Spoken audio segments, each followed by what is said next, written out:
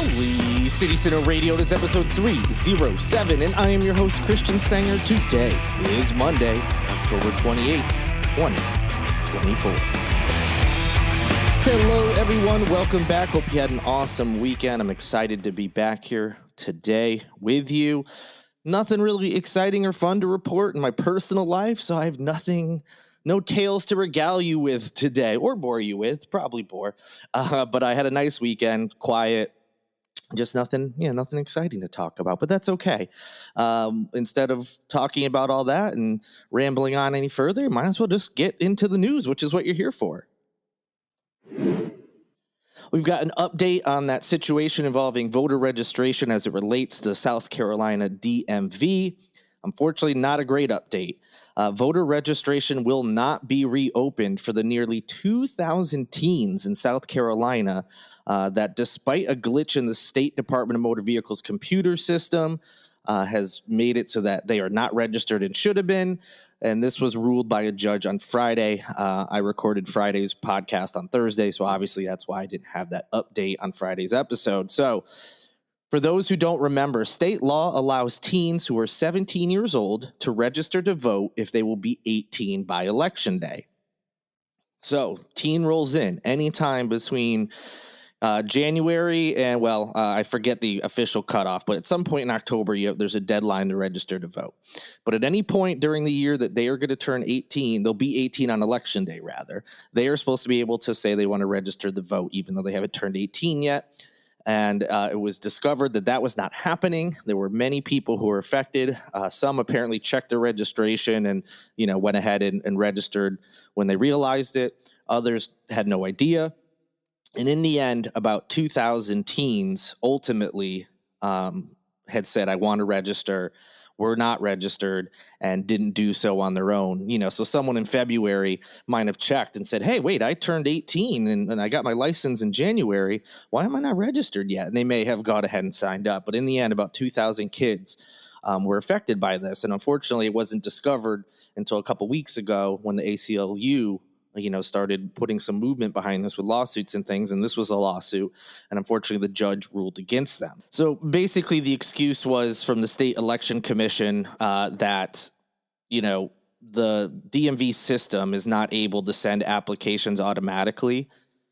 So they're unable, and obviously with the election being about a week away, they're basically saying it's going to be impossible to get this all accomplished.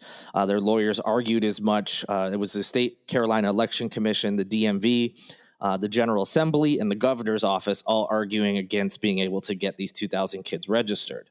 Now, they did claim in court that they were sympathetic towards the teens who might miss their first shot at voting for president, but it just simply is too late, they believe, to solve any registration problems with county election offices being busy running early voting. So that was the other side of this. Like, the DMV doesn't have an automatic process, even though they've identified the nearly 2,000. So I don't see the issue there. But even if they mail it out, it's a week away, this election. So I get that it's, this is tight.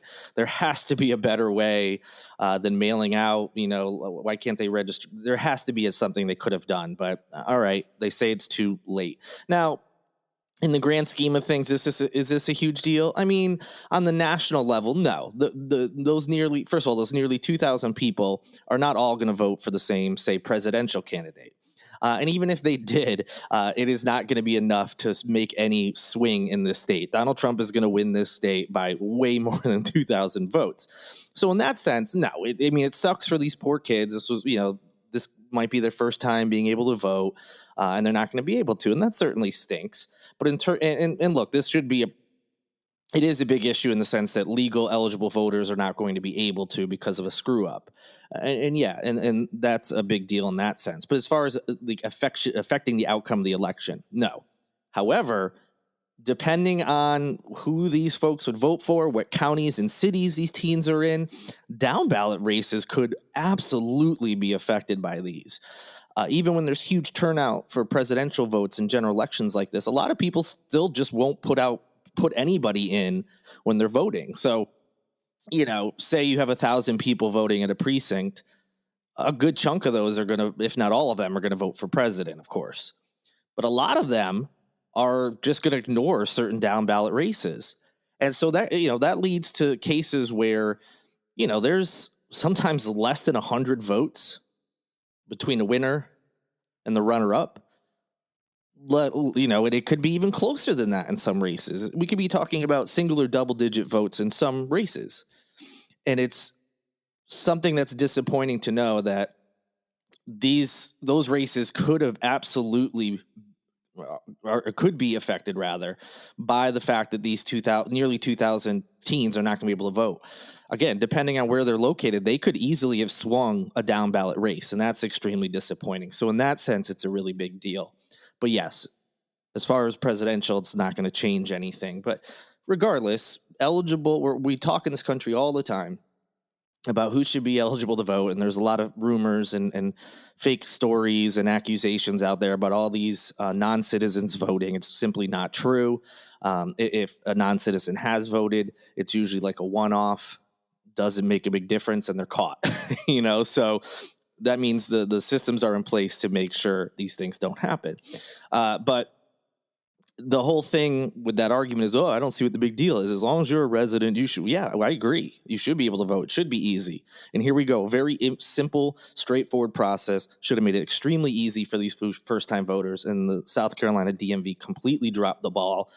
And when that happened, all the other entities involved basically were like, man, it's too late. And they didn't even attempt to do anything. And it's just not okay.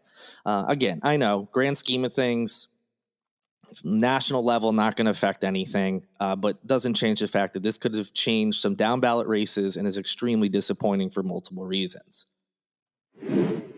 Speaking of elections and the sad state of affairs that we have, there was an article in the Post and Courier, link in the show notes, of course, about all of the processes and new things that South Carolina, I mean, this is happening nationwide, but this is specific to South Carolina and even more specific to Charleston County. What the Board of Voter Registration and Elections has had to implement since, the 2016 election, or excuse me, the 2020 election, and all the things they have to implement because of threats, harassment, etc., that are happening to these.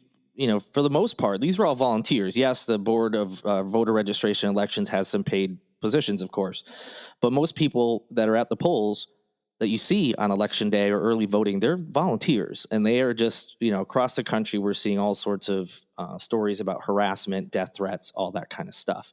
So the Post and Courier article talks mostly with Isaac Kramer, who is the executive director of the Charleston County Board of Voter Registration and Elections. He mentioned that in the last election, last general election, something happened, and he recounts this experience about a gentleman who had missed the voter registration deadline. So he was not eligible to vote because he missed the deadline. And this man lost his shit and was yelling at Kramer, was threatening him, telling him they need to go outside. They'll solve it out there.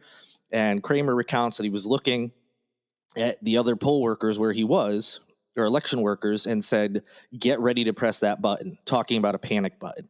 So these claims of election fraud and people cheating started in 2016 when then candidate Donald Trump was, before the election, was talking about how Democrats are going to cheat and they're going to steal this election. Well, he ultimately wins that election, of course, famously beating Hillary Clinton.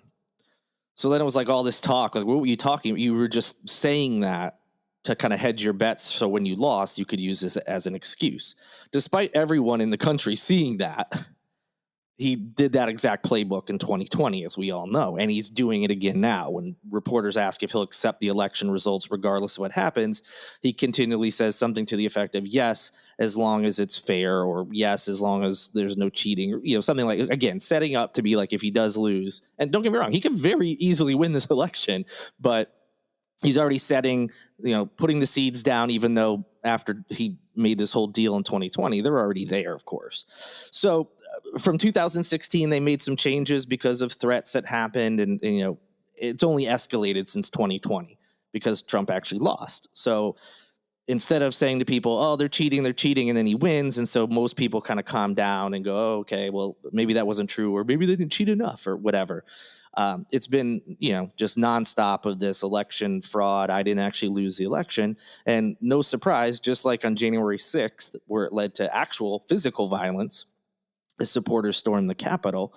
We're seeing this at polling places. Now, I don't know every incident that's happened. Thankfully, in this state, I haven't seen any, physical fights or vandalism or anything like that. But there are plenty of threats for sure. So basically, the thrust of the article was talking about all, just being more prepared, having some new things in place, trainings as well, and getting people ready for what could potentially happen in early voting, but really on election day and beyond, depending on how the results go. And like I said, it's just sad that this is happening. And it's sad that it's happening, period. But it's even sadder that it's happening due to lies. There has been as you all know, there's been no proof, no evidence of widespread fraud that of any kind, let alone one that gave Joe Biden the election over Donald Trump. Most of us know that. Most of us accept that. We've seen the court cases. We've seen them get laughed out of court in some instances. We've seen time and time again things online. This thing happened, and then it being debunked, not true, but people still choose to believe it. And that's with everything. But we're talking about the elections right now, of course. I mean, former New York City Mayor Rudy Giuliani, was found, to have. Remember when he went after these 2 election workers in Georgia, and essentially, I forget the official charge, but found to have defamed them. He lied about what they were doing, which led to all sorts of threats and havoc and issues in their life, and he was found liable for that and owes them a ton of money. And they are talking about how he has to get rid of some of his assets now because of it. I mean, we've seen that over and over and over again. Nothing has proven true. And the small instances of voter fraud or attempted voter fraud that have been found are, again, usually like a one-off. Some person was registered in 2 states, voted in 2 states. Someone I saw in the news requested a ballot for their mother who had passed, but wanted to have it sent to their house to try to forge that. I mean, again, it's showing that these systems are in place and people are being caught. And when they are caught, it's stuff like that. It's not this big widespread conspiracy, but that doesn't matter. A good chunk of this country will just believe that no matter what, there's going to be widespread cheating, and et cetera, et cetera. And that's what leads to these things. Now, there's no excuse for someone seeing something and going and trying to take matters into their own hands and making threats or actually getting violent. But when you're a person in a position of power, a president, senator, representative, whatever it may be, and you're passing along these lies, which, in fairness, if you're someone who's believing what that person's telling you, you would be livid too. Now most of us see beyond the surface and we follow politics and we know the difference. But if you're someone who doesn't really pay attention, but you like a particular politician for whatever reason, but you don't really know about the court cases and all that, and you see them talking about, they're cheating and this happened, and number one, there's not enough pushback from whether it's the media or opponents or whatever. You would be mad too if that was actually happening and if you believed it was actually happening. Now, again, that doesn't excuse any violent or threats of violence, but they wouldn't be doing those things if someone with a higher power who you believe is telling you the truth. There's responsibility all around is what I'm getting at. And it's sad that people who are just either volunteering or are in a nonpartisan position trying to help elections run smoothly and safely from everyone. And you not only have to worry about the logistics of the day and, making sure there's no issues with the whole process, you also have to worry about potential violence, fights, threats. It's so sad. But it's an interesting article to see, some of the opinions of the poll workers and what this has done to their lives and how it's affected them. Now, they didn't give away all their security or, processes, procedures, or anything. One person was even quoted in the article, so I don't really want to get into specifics, and that makes sense, of course. You don't want to give away what you have in place to prevent any kind of issues. But said we have made a lot of changes. So again, I mean, I'm glad that they're being proactive and trying to prevent anything from happening and protecting workers and other people, innocent bystanders or whatever. If someone comes in there trying to fight people, I'm glad that they have those procedures in place. But it's so sad that this is where we're at, and there's no sign that this is going to stop anytime soon. All right, let's switch gears a little bit. We've talked about this a little, sometimes on the podcast over the last few months, especially, but it continues to be in the news because it continues to be a huge issue. And that's these liquor liability insurance rates that a lot of restaurants are giving as one of, if not the reason why they're having to close here in South Carolina. So just quickly, for those who don't remember, in 2017, a state law was passed that required establishments that serve alcohol past 5 p.m. They had to carry a liquor liability insurance policy with total coverage of at least $1 million. That's a pretty big chunk of change as it is, but a lot of businesses were able to do it at that time. So it wasn't right away that this became an issue. Of course, there was businesses that don't serve alcohol; they're exempt, and those that didn't serve past 5 p.m. they didn't have to have this insurance. But anyone, and look, if places are serving alcohol, chances are they're open past 5 p.m. Okay, so they have this insurance policy. The point of this policy was to make a change that was trying to make it more likely that victims of alcohol-related incidents would receive proper compensation. If a bar serves someone a bunch of drinks, doesn't seem to really be paying attention, doesn't try to get them a cab or cut them off, and that person leaves the establishment, gets in a car and hits someone, that restaurant or bar can be held responsible. Now, there's some argument about that. How much responsibility does a restaurant or bar have? And so there's some disagreement there, but you get it. You want, bartenders, whoever's serving alcohol to people to realize they have at least some responsibility. Well, problems started pretty quickly. Many in the industry said that the law led to some insurance companies just completely pulling out of the state, which of course then led to skyrocketing rates, which is where we're at now. You may have heard a similar story in Florida where a lot of insurance companies are pulling out of that state as it relates to flooding insurance, which is of course driving up rates for them as well.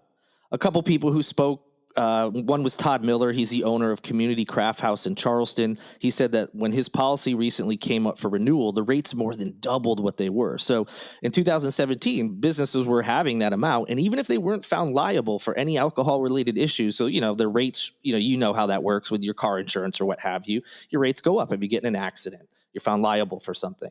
Well, businesses that weren't found liable for anything, we're still seeing their rates go, like in this case, doubled or more. Now, he said because his business does pretty well, it's been manageable, but obviously not ideal.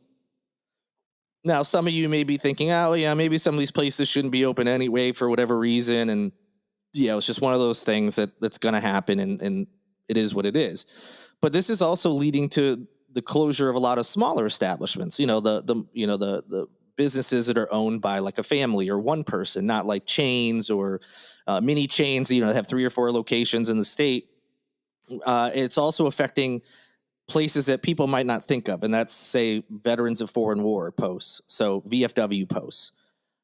Yes, like the Windjammer, I think the one next door to it might be the one people are most familiar with. If you've ever been to a Windjammer show out on the beach in the back, they're up there usually in the balcony watching the show as well. And there's tons of VFW posts around this area. So, yes, they serve alcohol. They serve it after 5 p.m., and so they had to have insurance coverage rather. And I mean, I don't know about you, they're not necessarily pulling in money that like a happening bar on King Street is pulling in on a day-to-day basis. So these rates have forced 2 of those posts to shut down, post 3433 and 3137, and they gave the liquor liability insurance rates as the reason for having to do so. So what can be done? Well, legislators are trying, some are anyway. First, there was a proposed bill S533, which was aimed to make it so financial damages in a personal injury or wrongful death lawsuit only equaled that person's share of the fault. Now, that's something we didn't talk about, which is another issue with this law. As the current law stands, if the case involved an alcohol-related incident, parties could be found fully financially responsible despite their percentage of fault. Some believe this opens the door for someone who is, say, 1% at fault having to pay 100% of the damages. Now, S533 did not pass, but there are hopes that it will be addressed again next year. Now, that's all well and good that they're trying to stop a business who really shouldn't be held accountable, or maybe just, and I'll kind of get into an example of this of one I've heard in a second. That's all well and good. That prevents, say, maybe rates going higher or having a big payout, but it doesn't change the fact that the rates are still going to be what they are, and unless by changing it so that a business isn't 100% reliable, regardless of their involvement, maybe the insurance companies then will say, okay, now we can lower rates a little bit because we don't have to worry about, say, insuring 5 bars. If someone goes bar hopping, gets in their car, hits someone and kills them, we're not going to have to pay a huge payout for all 5 bars if all 5 bars are clients of ours. One bar might be held 1% accountable, not a big of a payout. Will that work? That means you have to trust an insurance company, and I'm not really want to do that. But whatever. This should be in place anyway, even if it might not necessarily bring down rates enough. So an example I heard, and don't get me wrong, some of these examples, I'm sure some businesses have been able to get out of being held responsible. So say, for instance, somebody goes into a bar, they're sober, this is their first stop. They order a beer, a single beer, nothing crazy, just a typical beer, not like a heavy alcohol by volume, just a regular beer. They have a beer over a, half hour time frame, hanging out with friends, chit-chatting, whatever. They say, hey, I just got text from, some other friends. I'm going to go meet up with them at bar number 2. They leave. Now, that first bar that person had a single beer at, one beer, and then they walked to another bar. Didn't get in a car. That's it. That's all that happened there. If that person goes on to drink at 4, 5, 6, 7, however many other establishments over the next however many hours and consumes however many drinks, if that person were to do anything alcohol related that results in injury or damage, the easiest to think of is someone gets in a car, drives, hits someone, kills them, injures them, damages property, whatever it may be. Even though that person may have had 7 drinks at the third bar they went to, and then 6 more at the bar after that, all of the bars could be held 100% liable for what happened, including that first bar that person walked in stone cold sober, had a single beer over a half hour, and walked to another bar. I think we all agree that's absurd. The first bar is under no obligation to be like, hey, man, let's get you a cab. Well, no, I'm walking to the next bar. I've only had a beer, but I'm still walking anyway. What are they supposed to do at that point? Are they have to go follow this person around bar after bar and be like, hey, man, remember you drank at our bar earlier tonight? Well, now you're wasted. You really should get home. Let's get you a cab. It's ridiculous. So obviously, although it seemed to be common sense, of course, it didn't pass because why would it in the state? But again, even though that might not solve the whole rates being way too high, it's something that should be in effect. That first bar, I would argue that first bar is under zero liability for anything that happens after that person leaves a bar, as long as it's clear that especially if it's clear, I should say, that person was walking on foot, when they're leaving that bar. Now, granted, most people have a beer. They're not going to be legally drunk. And so the bar, that's the other thing too. If that person did hop in a car, get in a car accident, chances are they're not going to be charged with a DUI because they're going to be under the legal limit. So the bar would have no responsibility at that point. When that person left that bar, they were not drunk. But they could be held 100% responsible. I think you get it. It's silly, and that needs to be fixed for sure. But there has to be something, and don't get me wrong, bars and restaurants, absolutely, especially at certain times of night and under certain circumstances where it's clear something is not right with a customer, they do have a responsibility. But we have to get those liability rates down. Now, some of that may be making sure that bars are doing everything they can later, when someone's like clearly drunk, just taking that extra step so there's less incidents. I'm not disagreeing with that. But if these rates stay where they're at, and bars are all going to be held to the same level, just regardless of how many drinks a person may have had in that establishment, it's just going to lead to more closures, and nobody wants that, of course. There's a balance you can have between public safety, making sure people aren't leaving bars and whether it's getting in a car or any other dangerous behavior after drinking, there certainly is a responsibility and a need to combat that. But you have to be able to balance it, because right now this is way too extreme for our local businesses. All right, this happened overnight on Saturday, so details are kind of fuzzy, but the gist of it is Maurice's Piggie Park Barbecue, which is in, I believe, West Columbia. Pretty famous. They've been around for years, and they've been in the news for all sorts of things. We don't need to dive into all of their history. But the big thing was there was a huge fire at their operations facility. So the restaurant itself is fine. There was no damage to the restaurant itself, but they have a big operations center that includes their barbecue pits, food preparation, and processing plant, as well as offices for, people higher up within the restaurant. So that is completely destroyed by a fire. It's completely gone, according to the owners. West Columbia Fire Department officials said they responded to the fire at 1601 Charleston Highway around 10 p.m. on Saturday, and soon declared it was a 3-alarm fire. Crews from across the area worked through the night to try to bring the fire under control. Unfortunately, that whole building, is gone. Officials have not yet determined the cause of the fire as of this recording. The good news is that at the time that I'm recording this, there's been no injuries reported. It'd be strange, I think, at this point, if some did come up, but it appears no one was injured, so that's good. The owners of Maurice's Piggie Park said the restaurant across the street from the distribution center was untouched by the fire, as I mentioned. And although they were going to be closed on Sunday, the plan was to get back open, but this is certainly going to affect their operations because they had barbecue pits there. They process food there. So it's going to be a big change as far as what they're able to do. So if you live in that area or traveling to that area, just be aware of it. They may be closed or have issues at some other locations that they have. And lastly, the Wagner Terrace community is suggesting a formal coyote mitigation plan that focuses on education, deterrence, and avoidance instead of, say, lethal action. Neighbors across the Upper Peninsula have been reporting an increase in sightings and encounters with coyotes since August.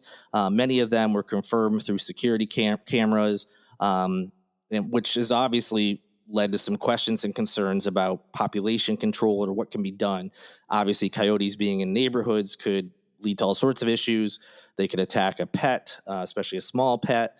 They could attack a human if the circumstances presented themselves. So there's certainly some concerns. And we've seen this in other places like the Sea Island. Sullivan's Island is a big one with coyote sightings. And they even have a plan that Wagner Terrace is pointing to say, hey, maybe we should do that. The South Carolina Department of Natural Resources claims that the responsibility falls on the neighborhood or homeowners associations, as well as property owners, to create a solution because the department does not have unlimited access to the resources that are needed for, this type of response. The group does offer a link to certified private trappers that can be hired. The city of Charleston said back on October 4th that they were trying to respond through a similar service as well. Then this past Monday, so a week ago, more than 40 neighbors, met to discuss and vote on a formal plan. And what they decided, it kind of falls in line with what Sullivan's Island is doing, which suggests that they focus on coexistence. They were here before us. They're going to be here. But let's also, in addition to accepting that, know there's other things we can do. Public education, deterrence and avoidance efforts, instead of, say, trapping and euthanasia. This could also include community outreach, wildlife expert collaboration, what's called hazing, and I'll get to that in a second, and active reporting. So just, hey, saw a coyote, reporting it to the appropriate folks, and then they'll figure out a way to, get the coyote out of the area without having to kill it or harm it. Now, hazing, I hadn't heard the term used this way. Obviously, we're familiar with hazing as it relates to, you probably think of like frats, sororities, sports teams, etc. Hazing as it relates to coyotes includes things like the use of noisemakers, devices, lighting, and similar activities that would discourage a coyote from getting near a home. So that's what that means.